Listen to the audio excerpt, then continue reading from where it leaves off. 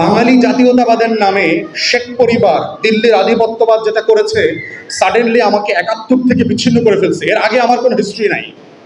আমরা ঘুমায়েছিলাম, ঘুম থেকে উঠা দেখলাম একটা রাষ্ট্র নাজিল হয়েছে। এরপর থেকে সব সুজলা সফলা শস্য শ্যামলা, গোপালগঞ্জে ভরা, ছাত্রলীগে ভরা, শেখ মুজিবে ভরা, আওয়ামী লীগে ভরা একটা রাষ্ট্র।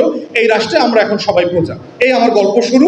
এরপর থেকে শেখ হাসিনা, এরপরে পুতুল আসবে, জয় আসবে, সবাই সুখে শান্তিতে বসবাস করছে, কেয়ামত হয়ে গেছে, শেষ, দুনিয়া শেষ। এই হলো আমার আওয়ামী লীগের বাঙালি জাতীয়তাবাদের বয়ান। আমার বাপ নাই, আমার মা নাই, আমার দাদা না দাদি, নানা নানি, আমার কিচ্ছু নাই। আমার পুরো জাতিকে একটা জারজ জাতি বানায় দিছে, কোনো হিস্ট্রি নাই। এটাই হচ্ছে কলকাতার ন্যারেটিভ। বলেছে না ঈশ্বরচন্দ্র বিদ্যাসাগররা উহার ইতিহাস লিখিতে হইবে। বাঙালির ইতিহাস নাই, মানে আমাদের কথা বলছে, ওর ইতিহাস নাই। বাঙালি মুসলমানের ইতিহাস লিখিতে হইবে, কারণ ও তো কৃষক ছিল। আমার যেখানে সিভিলাইজেশন ছিল, আমার যেখানে ১ টাকায় ৮ মণ চাল পাওয়া যাইতো, ওটা তো ও লিখতে চায় না, ও জানাইতে চায় না। ও মনে করে যে ঢাকা বিশ্ববিদ্যালয় করতে হবে কেন, ওর জন্য তো কৃষি কলেজ লাগবে। রবীন্দ্রনাথ বলে নাই কৃষি কলেজ লাগবে, কারণ ও তো কৃষক। তাহলে সেখান থেকে আপনার মনস্তত্ত্ব যে বিচারহীনতার জায়গায় যদি, তাহলে যারা আজকে আপনারা বিচারহীনতার জন্য কষ্ট পাচ্ছেন, বিচারহীনতার জন্য আপনাদের আবেগ আছে, আপনাদেরকে বুঝতে হবে যে বিচারহীনতার এই যে হিস্টোরিক্যাল লুপোলস, আমরা বারবার ইতিহাসে কেন মার খেয়েছি, আমরা বারবার কেন ফেল করছি, কেন আমার পাকিস্তান রাষ্ট্র লাহোর রিজনের উপরে ফেল করেছে, কেন আমাকে আরেকটা মুক্তির লড়াই করতে হয়েছে ৭১, এবং সেই মুক্তির লড়াইটা কেন আবার হাইজ্যাক হয়ে গেল, আপনি কেন বারবার হেরে যাচ্ছেন। এবং বিচারের ইনসাফের দেখেন আমার সোশ্যাল কন্ট্রাক্টটা কি ছিল ৭১। যারা স্বাধীনতার ঘোষণাপত্র পড়েছেন আপনারা দেখবেন যে এই ঘোষণাপত্রে ৩টা সেগমেন্ট ছিল। ফার্স্ট সেগমেন্ট ছিল অজুহাতনামাকে বলি আমি, যে ডিভোর্স সেটেলমেন্টের অজুহাতনামা, যে ঝগড়াঝাটি হয়েছে, বৈষম্য করছে, বেয়াদবি করছে, গায়ে হাত দিছে, এইসব বলা ছিল পাকিস্তানের বিরুদ্ধে। সেকেন্ড সেকশনে ছিল আমার আকাঙ্ক্ষা, আমার স্বপ্নের কথা, যে আমার বানানো একটা ঘর এই রাষ্ট্র থেকে বের হয়ে গিয়ে আমি আর একটা ঘর বানাবো এই কারণে, এবং সেই ঘরটা এই ঘরের থেকে এত বেশি ইনসাফ থাকবে, এত বেশি সুন্দর হবে, it shall be decorated in such a way, in heavenly way, that people shall be glorifying you in a magnificent manner. তো সেই রাষ্ট্রটা হইল না কেন? সেখানে বলা ছিল যে আমার রাষ্ট্রটা রিপাবলিক হবে, জনগণের রাষ্ট্র হবে। সেই রাষ্ট্রটা কেন শেখ মুজিবের জমিনদারিতে পরিণত হইল? শেখ পরিবার সহ এখানে এখানে বংশীয় রাজবংশ তৈরির শাসন ব্যবস্থা তৈরি হয়েছে, কেন হইল? বারবার কেন হয়েছে? আমার সাম্য কোথায়, আমার মানবিক মর্যাদা কোথায়, আমার সামাজিক সুবিচার, আমার ইনসাফের রাষ্ট্র কোথায়? আমার তো এটাই ছিল সোশ্যাল কন্ট্রাক্ট, যে আমি এই রাষ্ট্রটাকে ইনসাফ বানাবো, যে এই রাষ্ট্রে বৈষম্য থাকবে না। কারণ এই বৈষম্যের আলোচনা করেই তো ওয়ান কান্ট্রি টু ইকোনমি 60-এর দশকে যে পাকিস্তান বিরুদ্ধে যে আন্দোলনটা করেছে বাঙালিরা এখানকার, এর মূলত জায়গাটা ছিল এইখানে, যে ওয়ান কান্ট্রি টু ইকোনমি, একটা দেশে 2 রকমের অর্থনীতি। কেন? যদিও হিস্টোরিক্যাল ফ্যাক্টস অ্যান্ড ফিগার ওই ডিসকোর্সগুলোকে সাপোর্ট করে না, but that was the figure bin put forward that.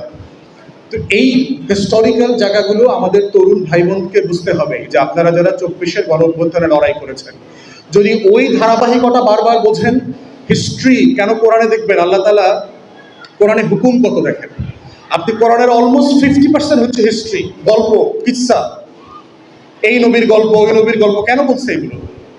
কারণ মুহাম্মদ সাল্লাল্লাহু আলাইহি সাল্লামের উম্মতকে মনে করায় দিচ্ছে, তুমি প্রথম না যে এই খারাপ কাজটা করছো, তুমিই প্রথম না যে এই গুনাহটা করছো, তুমিই প্রথম না আমার সাথে শিরক করছো, তুমিই প্রথম না যে বেদাত করতেছো, তুমিই প্রথম না যে তাগুতের অনুসারী করছো। এই কথাটা বারবার বলছে। এবং আল্লাহ রাসূলের হাদিসে আসছে যে মনে হচ্ছিল, ওমর রাদিয়াল্লাহু তাআলা বলছেন যে কোরআন পড়ে মনে হচ্ছে যে এটা মুসা আলাইহিস সালামের উপর নাজিল হয়েছে, বনী ইসরাঈলদের জন্য নাজিল হয়েছে। এবং আল্লাহ রাসূল এটাও বলে গেছেন যে আমার ভয় হচ্ছে যে বনী ইসরাঈলীরা যেই ভুলগুলো করেছে ইহুদিরা, সেগুলো ফলো করে করতে করতে এমন জায়গায় হবে যে ওরা যখন সাপের গর্তে ঢুকবে, তখন তোমরাও ওই গর্তে গিয়ে ঢুকবা। এটা হলো হিস্টোরিক্যাল কানেকশন। বাঙালি জাতীয়তাবাদের নামে শেখ পরিবার দিল্লির আধিপত্যবাদ যেটা করেছে, সাডেনলি আমাকে ৭১ থেকে বিচ্ছিন্ন করে ফেলছে। এর আগে আমার কোনো হিস্ট্রি নাই। আমরা ঘুমায়েছিলাম, ঘুম থেকে উঠা দেখলাম একটা রাষ্ট্র নাজিল হয়েছে। এরপর থেকে সব সুজলা সফলা শস্য শ্যামলা, গোপালগঞ্জে ভরা, ছাত্রলীগে ভরা, শেখ মুজিবে ভরা, আওয়ামী লীগে ভরা একটা রাষ্ট্র। এই রাষ্ট্রে আমরা এখন সবাই প্রজা। এই আমার গল্প শুরু। এরপর থেকে শেখ হাসিনা, এরপরে পুতুল আসবে, জয় আসবে, সবাই সুখে শান্তিতে বসবাস করছে, কিয়ামত হয়ে গেছে, শেষ, দুনিয়া শেষ। এই হলো আমার আওয়ামী লীগের বাঙালি জাতীয়তাবাদের বয়ান। আমার বাপ নাই, আমার মা নাই, আমার দাদা না দাদি, নানা নানি, আমার কিচ্ছু নাই। আমার পুরো জাতিকে একটা জারজ জাতি বানায় দিছে, কোনো হিস্ট্রি নাই। এটাই হচ্ছে কলকাতার ন্যারেটিভ। বলেছে না ঈশ্বরচন্দ্র বিদ্যাসাগররা উহার ইতিহাস লিখিতে হইবে। বাঙালির ইতিহাস নাই, মানে আমাদের কথা বলছে, ওর ইতিহাস নাই, বাঙালি মুসলমানের ইতিহাস লিখিতে হইবে। কারণ ও তো কৃষক ছিল। আমার যেখানে সিভিলাইজেশন ছিল, আমার যেখানে 1 টাকায় 8 মণ চাল পাওয়া যাইতো, ওটা তো ও লিখতে চায় না, ও জানাইতে চায় না। ও মনে করে যে ঢাকা বিশ্ববিদ্যালয় করতে হবে কেন, ওর জন্য তো কৃষি কলেজ লাগবে। রবীন্দ্রনাথ বলে নাই কৃষি কলেজ লাগবে, কারণ ও তো কৃষক। তাহলে সেখান থেকে আপনার মনস্তত্ত্ব যে বিচারহীনতার জায়গায় যদি মুসলমান এবং বাঙালি নিম্নবর্ণের হিন্দুরা মিলে সেই রাষ্ট্রের, আপনি দেখবেন যে সেই রাষ্ট্রের ঘোষণাপত্র ছিল। লাহোর রেজলিউশন একটা হিস্টোরিক ডকুমেন্টেশন ছিল, যেটা পাকিস্তান রাষ্ট্রের ঘোষণাপত্র ছিল 1940 সালে, যেটা পাঠ করা হয়েছিল আপনার লাহোরে বসে অল ইন্ডিয়া মুসলিম লীগের কনফারেন্সে, এবং যেটা ছিল পাকিস্তান এবং আজকের বাংলাদেশ রাষ্ট্রের ভিত্তিমূল, যে এই ব্রিটিশ ইন্ডিয়া থেকে কিভাবে মুসলিম মেজরিটি মানুষের জীবন আচরণ, কালচার, তাহজিব, তামুদ্দুন, বেঁচে থাকা, সংস্কৃতি সবকিছু মিলায়ে তার যে আলাদা আবাসভূমি লাগবে, সেই লড়াইয়ের প্রিন্সিপাল পজিশন ছিল। এই জন্য আপনারা যারা এই গত বছরের গণ অভ্যুত্থানের তরুণ নেতৃত্ব ছিলেন, যারা অংশগ্রহণ করেছেন, আপনাদেরকে আমার ইতিহাসের এই প্রত্যেকটা ধাপ বুঝতে হবে, যে কেন 1700 শতাব্দীতে the richest province on earth suddenly turned into the মিসকিন area of the world. How come? এটা তো সাডেনলি হইতে পারে না যে আমি ভেরি ওয়েলদি অ্যান্ড রিচ ছিলাম এবং আমি ওভারনাইট গরিব হয়ে গেলাম, ফকির হয়ে গেলাম, মিসকিন হয়ে গেলাম। কেন আজকে মধ্যপ্রাচ্যের লোক আমার পাসপোর্ট দেখলে মিসকিন বলে? Why? It is the same land where the millions of the Westerners came to loot and plunder in billions.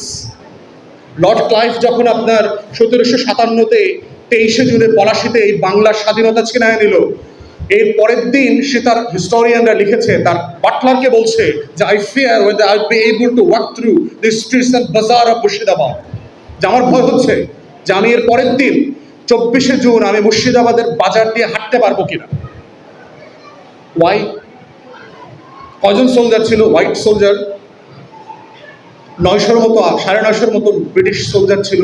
এর ভিতরে 300 জন হচ্ছে সাদা, বাকিরা তো আপনার লোকাল ইন্ডিয়ান, আমাদের গায়ের রং, মার্সেনারি, পেইড সোলজার আর কি, চাকরি করে, যুদ্ধ করতে গেছে। দ্য বাজার of Murshidabad couldn't tear him up into pieces, তাকে ছিন্ন বিচ্ছিন্ন করে দিতে পারত। সেই মুর্শিদাবাদের মানুষরা 24শে জুনে তাকে তার গাছের লাউ দিয়েছে, কদু দিয়েছে, মাছ দিয়েছে, উপঢৌকন দিয়েছে নতুন রাজাকে। জগৎ শেঠ, উমিচাঁদ, রায়দুল্লভ, কৃষ্ণপদ রায় চৌধুরী, পশ্চিম বাংলার আজকের এই বাংলার বড় বড় জমিদাররা উপঢৌকনের জন্য তার ব্যাংক খালি করে দিয়েছে।